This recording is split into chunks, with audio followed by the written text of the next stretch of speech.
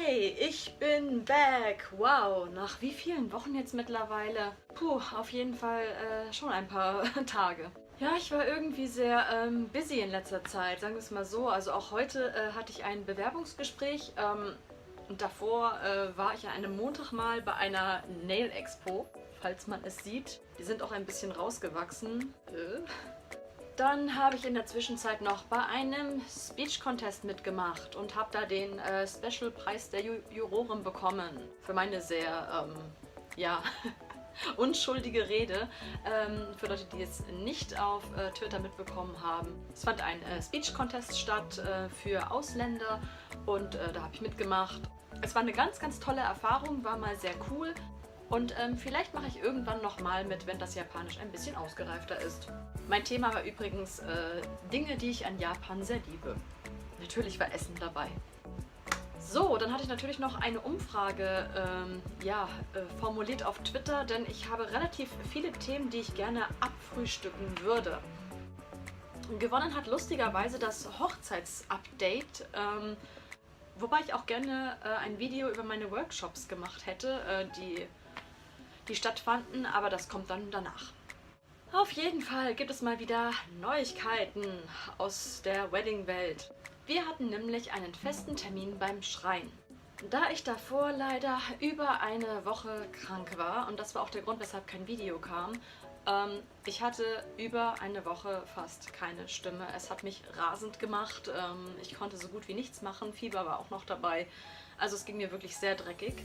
Und während dem Gespräch beim Schrein selbst hatte ich auch so einen starken Reizhusten. Es hat mir richtig leid getan. Also es hat wirklich gedauert, dass meine Stimme wiederkam nach all der Zeit. Es war echt also mal wieder eine krasse Erkältung nach langer Zeit. Jedenfalls waren wir beim Schrein und haben diese schöne Mappe hier bekommen, mit allen nötigen Informationen drin. Die Sache ist halt die, wir werden halt, sowas wie keine Generalprobe haben für die Zeremonie. Und wir haben halt so eine DVD mitbekommen, wo halt alles genau beschrieben wird. Aber an sich, die Zeremonie an sich selbst ist auch nicht wahnsinnig lang. Sie dauert an sich nur eine halbe Stunde in etwa. Was zum Beispiel ganz wichtig war, es wurde zum Beispiel besprochen, welche Gründe alle zählen würden, um die Hochzeitszeremonie abzublasen. Und da wir quasi einen Vorschuss schon bezahlt haben, wie viel Prozent wir von diesem Betrag halt dementsprechend zurückbekommen würden. Das wird aber nicht der Fall sein, denn sie wird stattfinden. Meine Mutter hat auch schon den Flug gebucht und ich bin echt wahnsinnig gespannt und ich bin total aufgeregt, denn ich habe sie dann über 2 Jahre dann nicht gesehen. Das ist, ich freue mich schon sehr, ihr Japan zu zeigen. So, ich zeige das mal so. Wir haben quasi noch eine To-Do-Liste. Also sprich, es sollte quasi Rückmeldung passieren bis zum Januar, welche Art der Frisur ich haben möchte oder ob ich quasi diese typischen Perücken tragen möchte, ob ich die Haube tragen möchte. Und da meine Mutter auch unbedingt ein Kimono tragen möchte, sollte ich dann auch dementsprechend auch die Größe dann halt weiterleiten.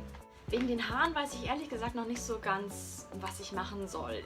Ich hatte ja schon ein paar Mal so Perücken auf, aber ich würde es schon schön finden, irgendwas mit den eigenen Haaren zu machen, weil es ist genug da eigentlich und das wäre eigentlich ganz cool, was mit den eigenen Haaren zu machen. In dem Set, was wir gebucht haben, ist ein Fotograf dabei. Ich würde allerdings noch sehr, sehr gerne einen fähigen Menschen engagieren, der das Ganze auch filmt.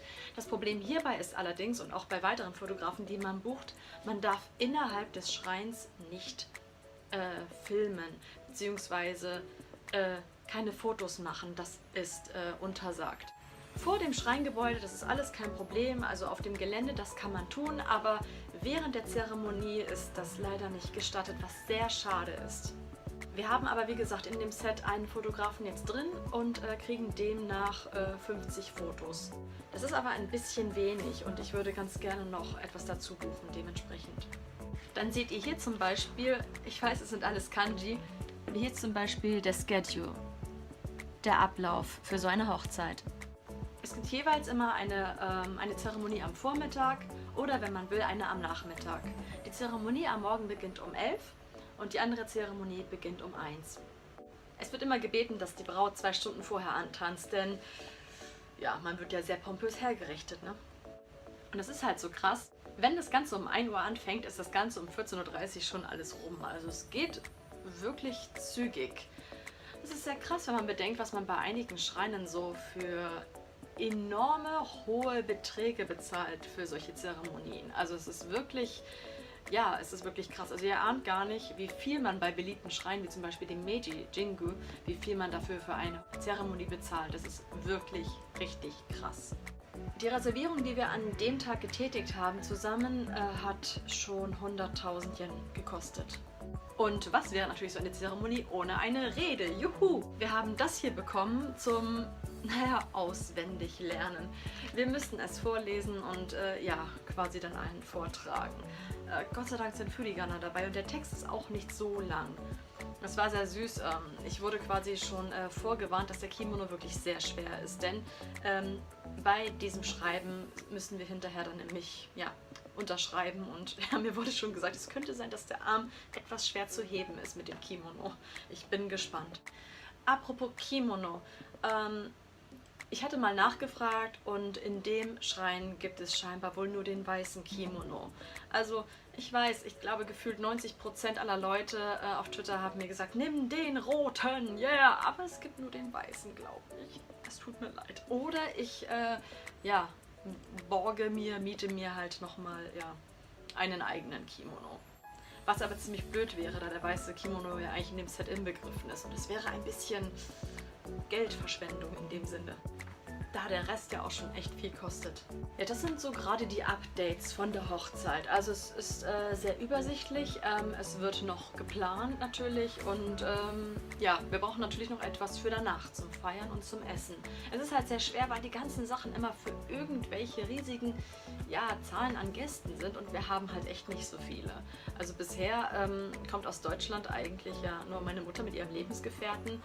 Meine Schwester können aufgrund von eigener Familie leider nicht kommen, da der Zeitpunkt leider vor den Ferien ist, da die Kinder schon zur Schule gehen.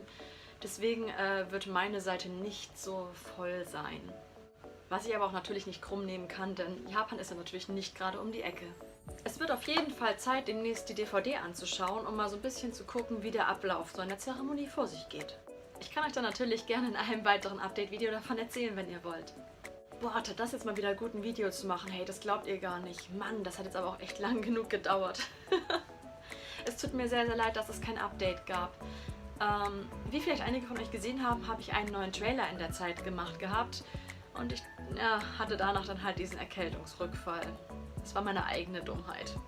Zumindest an dieser Stelle nochmal 1000 Dank für alle neuen Abonnenten. Herzlich willkommen auf meinem Channel und für alle, die immer noch dabei sind. Vielen Dank, dass euch mein Leben in Japan so interessiert.